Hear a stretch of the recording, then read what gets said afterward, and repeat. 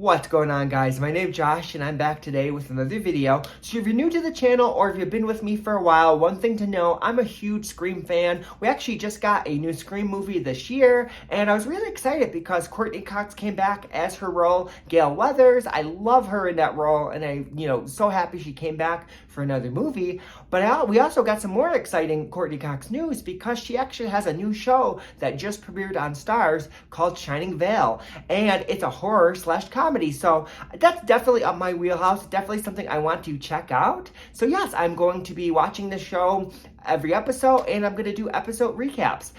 Before we get started, if you could please like this video and subscribe to the channel. You better watch out because it's time to get this video started. Let's go.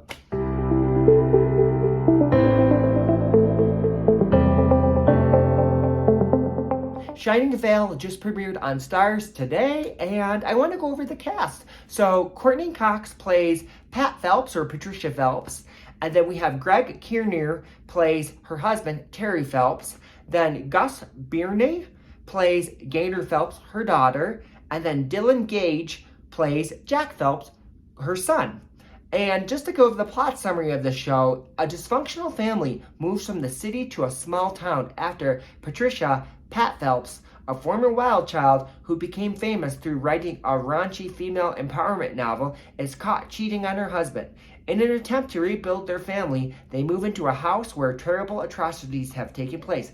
Nobody seems to suspect anything odd except for Pat, who is convinced she's either depressed or possessed. But soon, the demons haunting the family's new home begin to appear much more real. So you guys, first I want to get into just my initial thoughts on the show, on the first episode. So I gotta say, for the first episode, I did enjoy it. I did like the first episode. I would say the thing I liked the most about this episode is definitely Courtney Cox. Just her being back into, another show, being the main character. I love that. And I do like her character, Pat Phelps. Pat Phelps is definitely, I would say, kind of a hot mess. She definitely has a lot going on. And you really see her and her family move into this new home. And you just kind of see how her family has a lot of issues, her and her marriage has a lot of issues, and them moving into this new home is really a second chance for them to kind of get back on track and back to being a happy family. So I do like, though, that, Pat, her character Pat, is definitely really, really flawed, and just kind of see, what the family has kind of been through and where they are now. Pat has a lot of pressure on her because she's also a famous writer, but she has to write a follow-up sequel, so she's a lot of pressure to write that, start writing that second book. And if she doesn't, there's consequences. So we just kind of see a lot of the pressure that, her character's under with her family and just the pressure of writing this other book. And on top of that, we know just from the plot summary, they move into this house, but the house is going to be haunted. And I feel like a lot of this first episode is really kind of setting that story up. We see Pat see a lot of weird things going on, and she kind of doesn't know what's going on, if she's kind of going crazy or if she's actually seeing stuff. So I feel like that was a lot of this first episode was really setting that story up of, this house is haunted. And by the end, I will say though, by the end of the first episode, I do feel like it has set the story up because by the end of the first episode, Pat full on sees a ghost and she realizes that she's seen a ghost. So I feel like this first episode is kind of a little bit slow, but it's really laying down the foundation of the show. Now, as far as the rest of the characters, I do like the other characters. Right now, it's too early to tell, though. I feel like as far as her husband, Terry, his character's okay. I feel like with a lot of his character is he's kind of just very much he tries to make everything seem like he's just one of those people who always is happy and tries to make it seem like a situation's not bad and not really tries to feel a situation. So, they definitely had marriage issues and he just kind of sweeps it under the rug and acts like everything is okay. And we see Pat, seeing stuff around the house and just kind of how Terry deals with her. He kind of just rationalizes everything and he doesn't believe anything she says, thinks a lot of stuff's in her head. Then as far as her kids, I feel like these are typical teenagers. Her daughter is definitely full of attitude and she doesn't want to be there. And while her son is just so oblivious, he's definitely in his own world, very antisocial. just very much into his video game. So we just kind of get to see just get the start of seeing these characters, but this episode really focuses on Pat. So, but as far as the first episode goes, I did enjoy it, and I'm excited to, see where the show goes. At this point, though, I would say I'm not hooked, but I'm definitely interested in watching new episodes. And I feel like the way that an episode ends, it definitely leaves me wanting more, and I feel like we're going to get way more into the story going forward. So the show opens up with a quote on depression, pretty much saying depression is twice as likely in women than it is men. Then it kind of goes over some depression traits or depression symptoms.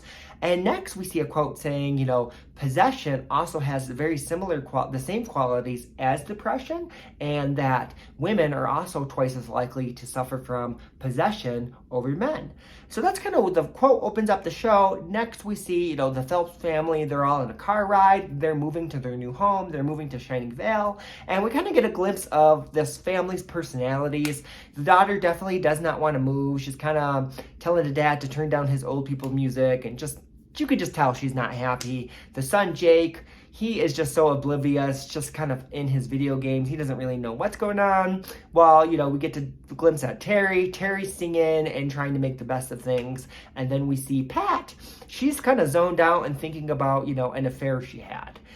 Next, we see Pat sees a little girl in the road, and she kind of screams at Terry. Terry swerves the car over, and, Pat screaming like, I think we just hit a little girl. They get out of the car, and they're kind of looking around. They don't hit anything, and pretty much Terry is like, oh, you must have been seeing things. I think you saw a deer.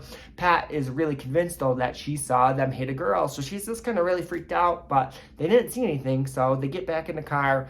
The kids don't really care what's going on. They really don't care at all. The son, he's completely oblivious to what even happened, and the daughter just says it like you can just tell she just doesn't care and she doesn't want to be moving.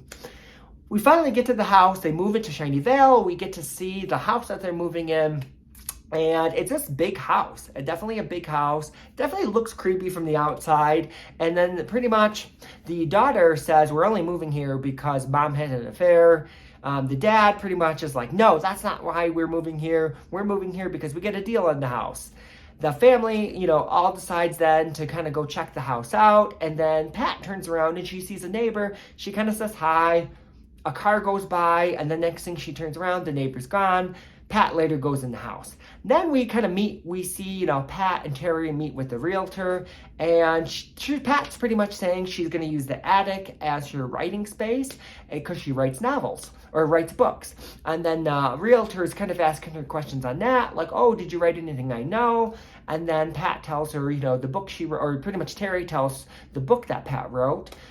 She wrote one book, it was about 20 years ago, and the realtor refers to it as lady porn, where Pat kind of jumps in and is like, no, it's about female empowerment. And pretty much it wasn't 20 years ago. She wrote that book, 17 years ago.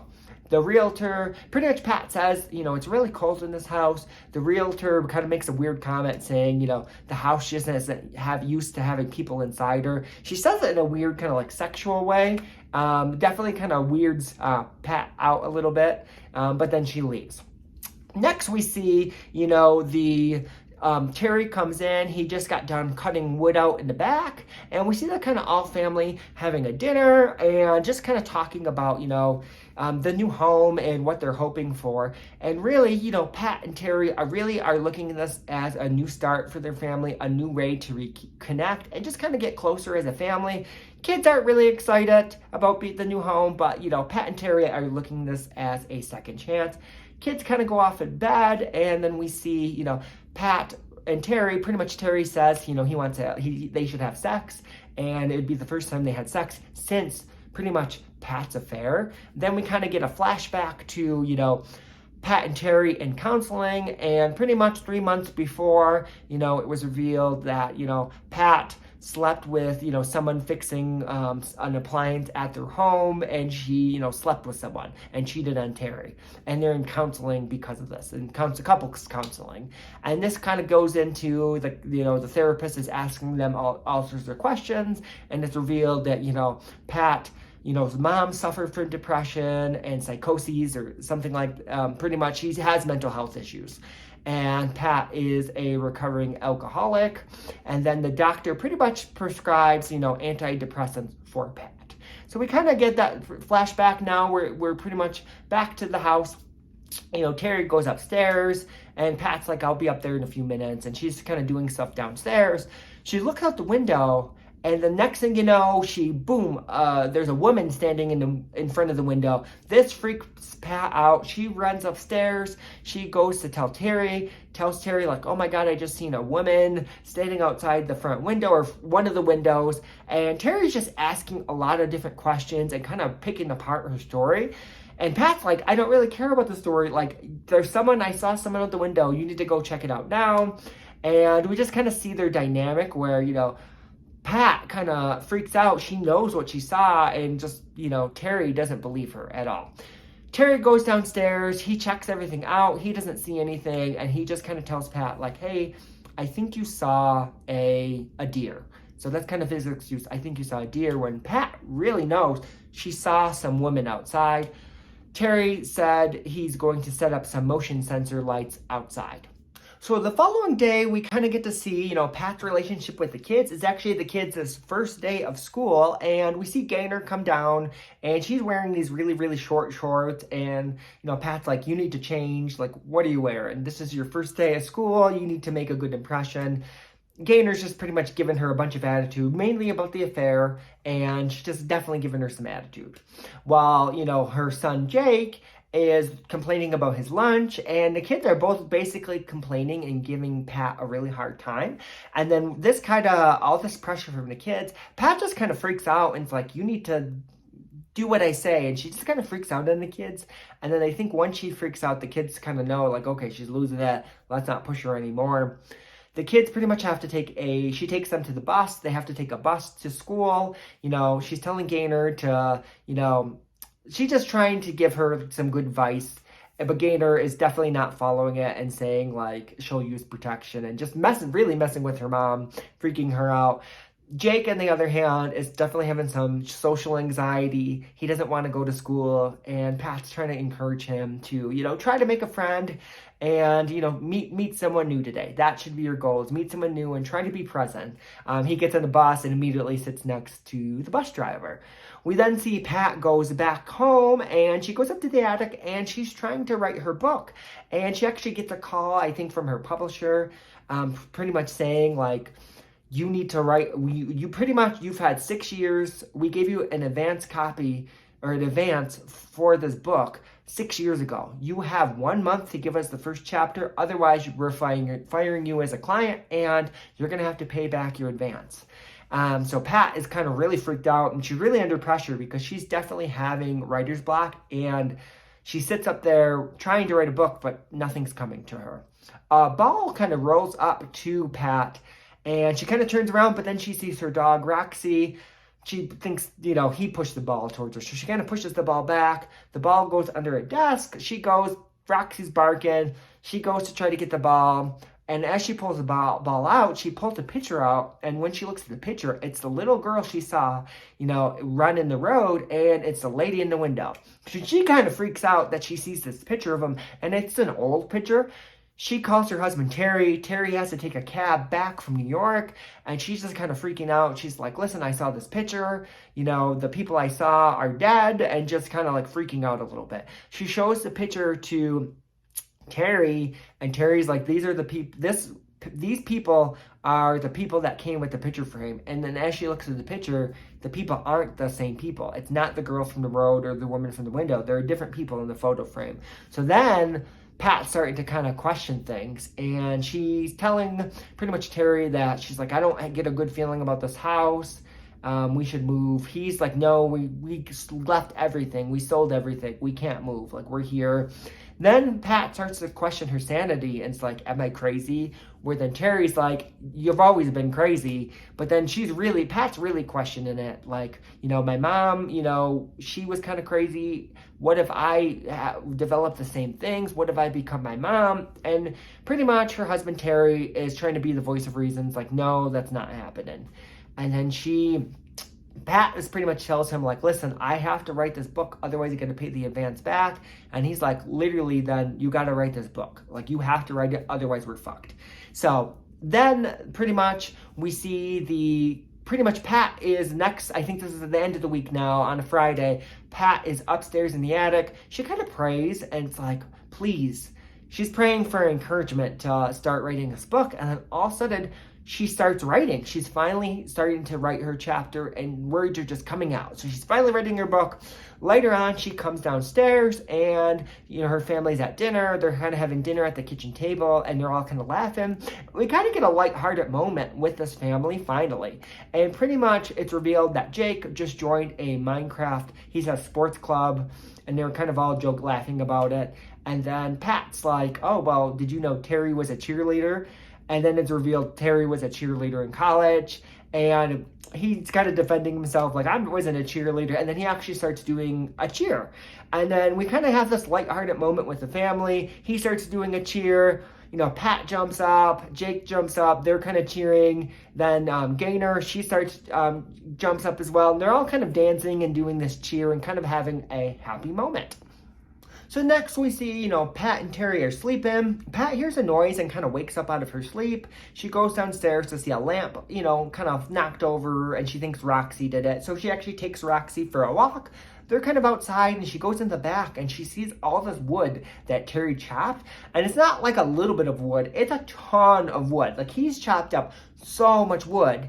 So, Roxy kind of runs off, and, Pat's looking for him, but she hears something. She hears something along the way, so she kind of grabs an axe and's walking. She's like, listen, I have a dog and an axe. You better leave me alone, whatever this is.